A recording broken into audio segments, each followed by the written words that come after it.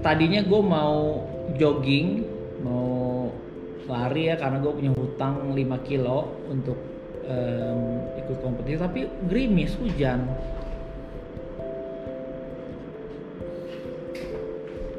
Jogging jangan ya? Coba cek dulu deh. Ini tadi gerimis mau keluar, tapi sekarang udah enggak.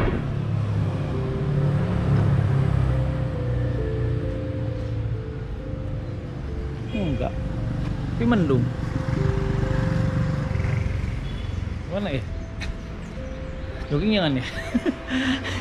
Barusan gerimis coba. Makanya gue pikir karena gerimis jadi nggak jadi deh, mendingan sharing sama kalian ya kan. Oke, ada satu hal yang gue inget pagi ini, tiba-tiba sih gue inget. Sepertinya gue perlu menyampaikan soal ownership ya, tentang ownership. Tapi ini gue disclaimer dulu apa yang gue sampaikan di sini karena ruang lingkup gue yang melakukan workshop ya, pelatihan, dan banyak yang gue lihat banyak terjadi yaitu gagalnya sebuah usaha rintisan gara-gara satu hal ini gitu, yaitu ownership ya. Mungkin buat teman-teman yang lagi coba punya usaha sendiri tapi kondisinya tidak memungkinkan untuk terjun langsung, nah ini yang gue mungkin kalian perlu ketahui gitu. Nah jadi begini, kenapa banyak usaha yang gagal dalam lingkup usaha rintisan UKM ya, kedai kopi yang masih berdarah-darah, yang konvensional lah. Ini udah investasi uang, udah investasi waktu, tapi tutup gagal usahanya. Gara-gara satu hal ini, yaitu yang namanya ownership gitu. Apa sih itu ownership? Ownership tuh rasa memiliki atau kepemilikan. Susah kalau misalkan lu mengerjakan sesuatu tanpa ada rasa ownership gitu. Kenapa banyak sejarahnya orang-orang kaya yang ada di Indonesia, mereka itu begitu care sekali sama usaha rintisannya awal-awal waktu merintis dulu, begitu totalitasnya karena rasa kepemilikan, rasa memiliki. Makanya kenapa ada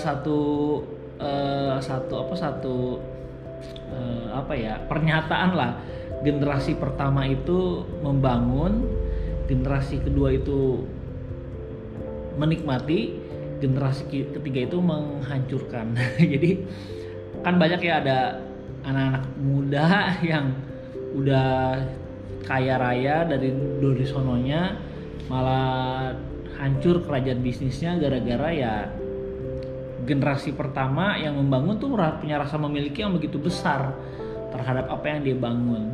Generasi keduanya menikmati yang dibikin sama bokapnya, generasi ketiga menghancurkan. Itu banyak sekali kasus seperti itu.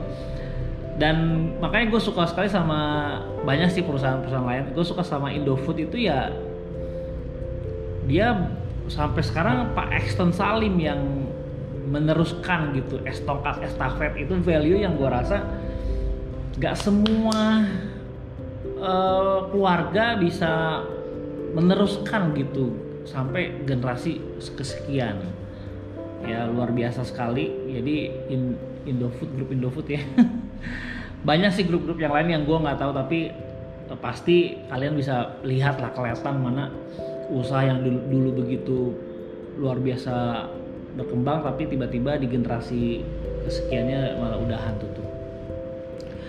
Dan baik lagi ke yang ownership ini.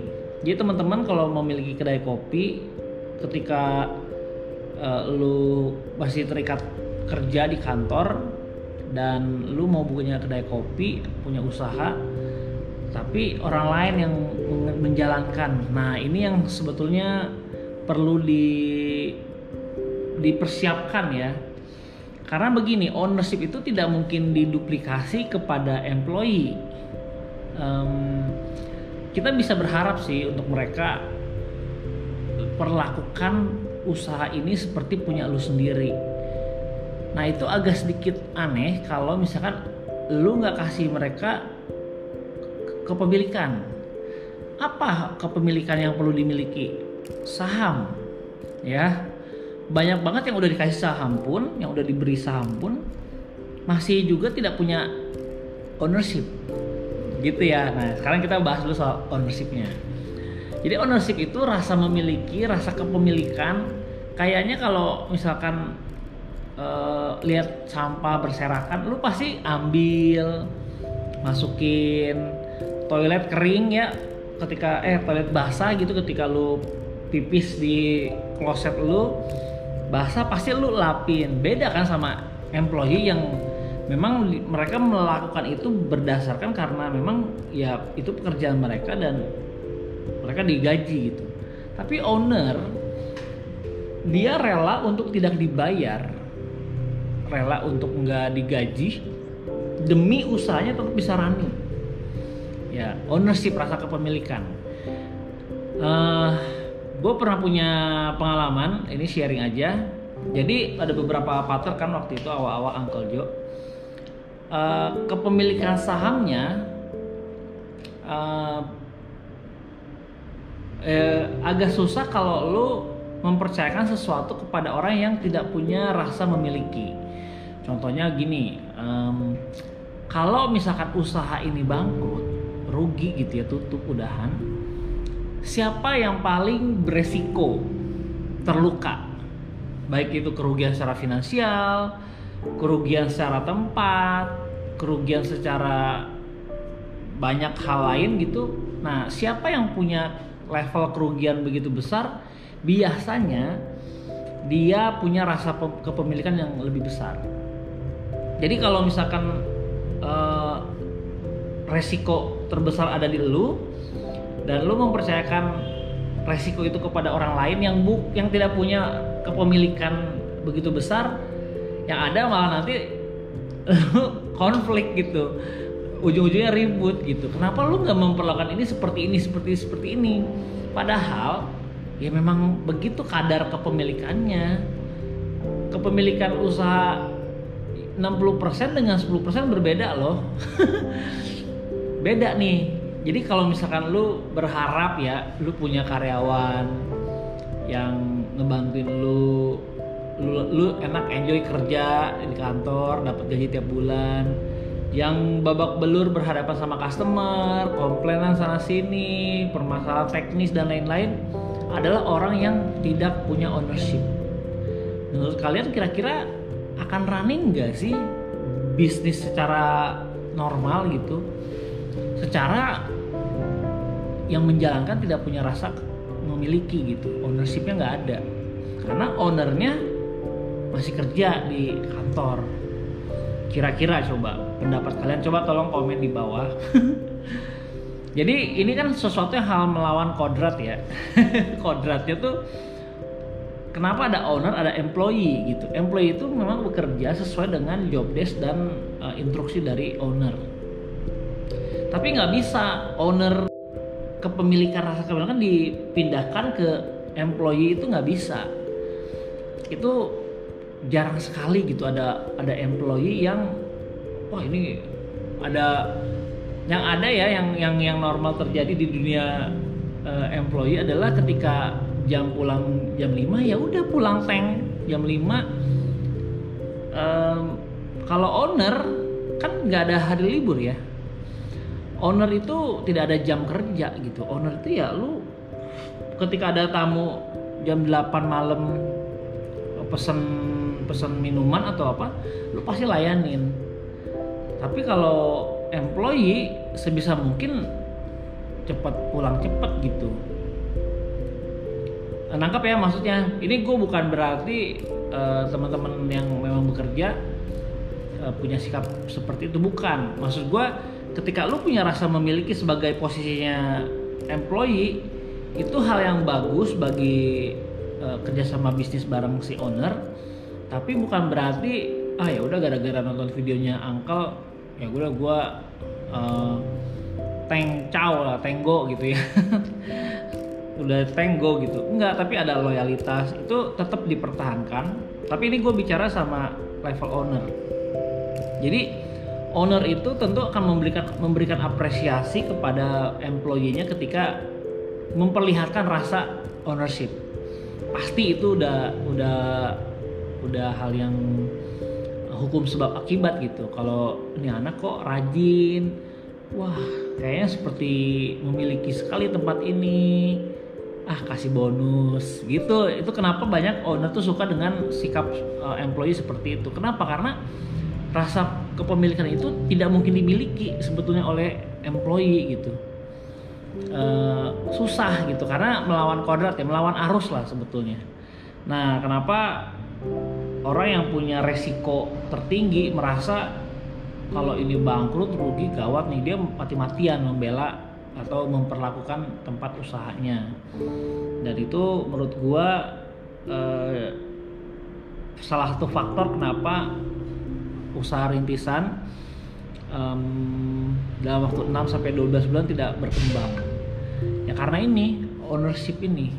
Nah, saran gua teman-teman miliki sikap ownership sejak mungkin dari lu masih bekerja. Perlakukanlah kantor lu tuh seperti punya lu gitu.